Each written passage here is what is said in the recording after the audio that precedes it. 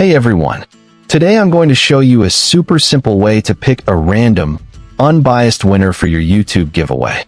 And the best part is, it's completely free. Before we jump into it, please hit the like button and subscribe.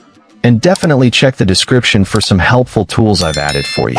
To get started, open the YouTube giveaway picker tool using the link I've added in the description box. Once the tool opens, as you can see, there is an input field labeled YouTube video URL. Now, go to YouTube and copy the share link of the video where you hosted your contest or giveaway. Come back to the tool, paste the link into the input box, and click the purple Fetch Comments button. The tool will instantly load your video details, displaying a card with its thumbnail preview, title, total comments count, and views count. Next, head down to the giveaway settings section to customize your draw. You can toggle include replies, check filter duplicates so each user only gets one entry, or enter a specific keyword or hashtag in the must include word box if your giveaway required one.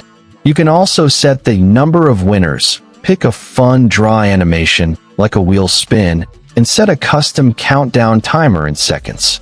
When everything is configured, click the purple Start Giveaway Draw button. The tool will process your valid entries and run a live animation countdown.